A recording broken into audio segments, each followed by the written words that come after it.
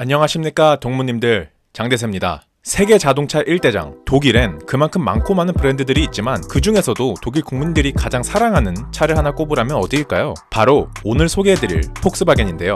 지난 2015년 여론조사 업체 유고부가 6개월간 독일인 1081명을 대상으로 독일을 대표하는 것에 대한 설문조사를 벌인 결과 독일인들은 독일을 대표하는 것 1위로 폭스바겐 자동차를 꼽았는데요. 2위로 데무노 요한 볼프강 폰 괴테가, 3위에는 앙겔라 메르켈 총리가 올랐다고 하니 폭스바겐이 자동차 최강국 독일 국민들에게 어떠한 브랜드인지 감이 오는 것 같습니다. 여러분들은 폭스바겐 하면 어떤 이미지가 떠오르시나요? 독일의 국민차, 전세계 1위 자동차 브랜드, 디젤 게이트, 해볼 만한 수입차, 다양한 이미지가 떠오르는데요. 사실 BMW, 벤츠와 함께 독일 3대 브랜드로 평가받는 아우디는 폭스바겐 그룹의 프리미엄 브랜드이고, 우리가 볼 때마다 꿈만 꾸는 슈퍼카 포르쉐, 부가티, 람보르기니 등의 브랜드도 사실은 폭스바겐의 계열사이죠. 심지어 럭셔리 브랜드 벤틀리까지 폭스바겐 그룹에 속해 있습니다. 이렇듯 전 세계에서 가장 많은 완성차 브랜드를 갖고 있는 그룹인 폭스바겐이 그 이름 뜻 그대로 독일의 국민차로 평가받는 건 당연지사인데요. 보통 고유명사 앞에 국민이 붙으면 그 명사는 그 나라를 대표하는 명사로 자리매김하죠.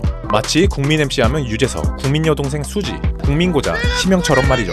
그런데 여러분, 역사상 독일인 중 전 세계에서 가장 많은 비판을 받은 독일인은 과연 누구일까요?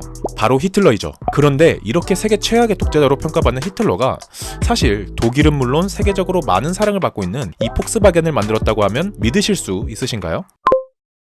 폭스바겐은 국민, 인민을 뜻하는 폭스와 자동차를 뜻하는 바겐이 연결 요소인 S자로 연결된 단어입니다. 즉, 국민의 차, 정확히 말하면 독일 국민의 차라는 뜻을 가지고 만들어진 브랜드가 바로 이 폭스바겐인데요. 그래서인지 중국에서도 이에 맞게 폭스바겐의 사명을 다중이라고 의역하기도 하죠. 하지만 폭스바겐이 탄생했던 1930년대까지만 하더라도 독일 국민들에게 있어서 자동차는 하나의 사치품에 불과했습니다. 독일의 자동차 공장은 주로 부유층들을 타겟으로 잡아 차를 만들었고, 자동차는 부자들만 소유하는 경우가 많았죠. 그런데 1차 세계대전이 끝나고 독일의 정권을 잡고 있던 히틀러는 1937년 부자들이 아니라 일반 국민들도 타고 다닐 수 있는 자동차를 만들 것을 요구하게 됩니다. 소위 말해 국민차 생산 프로젝트를 지시한 것인데요. 당시 히틀러는 자동차를 제작하는 데 있어서 총 5가지의 조건을 제시했습니다. 첫째, 어른 2명과 아이가 최대 3명까지 탑승할 수 있을 것. 둘째, 7리터의 연료를 넣고 100km까지의 거리를 갈 수 있을 것. 셋째, 차량 한 대 가격이 모터사이클 수준인 1000마르크를 넘지 않을 것. 넷째, 독일의 고속도로인 아우토반을 질주할 수 있을 만큼 강력한 엔진일 것.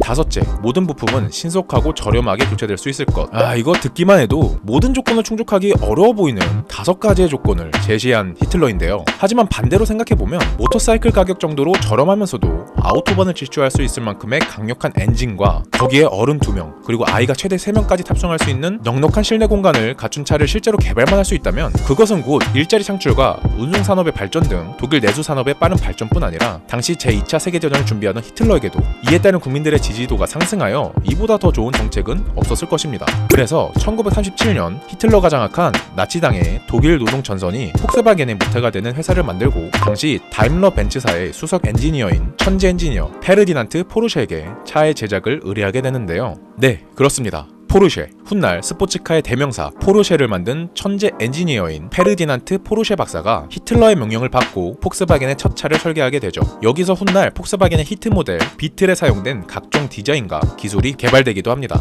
이 포르쉐 박사는 자동차 제작 의뢰를 받은 1년 만인 1938년 우리가 길 가다가 한 번쯤은 봤을 이 차량을 제작하게 됩니다. 처음 출시 당시 차량의 이름은 기쁨을 통한 힘이라는 의미의 약자인 KDF였지만 포르쉐 박사는 국민의 차란 뜻의 폭스바겐이라는 이름으로 변경하였고, 우리가 현재 이 차량을 부르고 있는 비틀이란 이름은 이후 미국 시장에 진출할 때 차의 모양이 마치 딱정벌레와도 같다 하여 붙여진 이름입니다. 실제로 비틀은 당시 히틀러가 내건 조건과 같이 900마르크의 차량이 판매되었고, 속도도 최고 98km/h까지 나왔다고 하는데요. 이에 많은 독일 사람들이 이 폭스바겐을 구입하게 되죠. 1년 후인 1939년 2차 세계대전이 시작되자 생산 공장은 군용 자동차 생산 공장으로 바뀌게 되지만, 전쟁이 끝난 1945년 이후 1930년대에 설계했던 디자인이 방안이 본격적으로 승용차 생산에 반영됐고 드디어 1946년 이 차는 비틀이란 별명과 함께 폭스바겐을 상징하는 모델로 탄생하게 됩니다. 전후 25년간 무려 2100만 대의 판매량을 기록한 이 비틀로 인해 폭스바겐은 진정한 의미의 폭스바겐, 즉 국민의 차 브랜드로 자리매김하게 된 것이죠. 사실 폭스바겐처럼 차량의 브랜드 이름은 그 차량이 탄생하던 그 순간의 의미를 담고 있는 경우가 많은데요. 앞서 언급한 포르쉐 외에도 포드, 벤츠,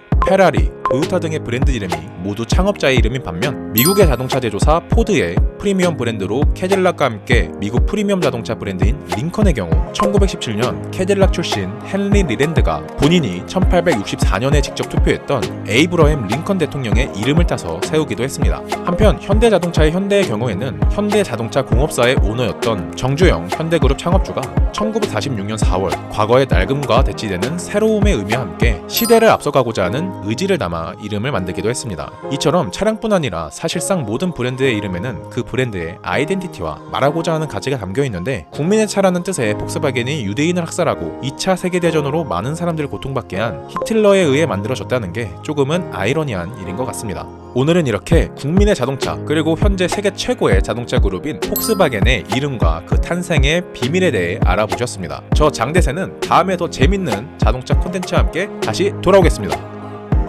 안녕히 계시라우.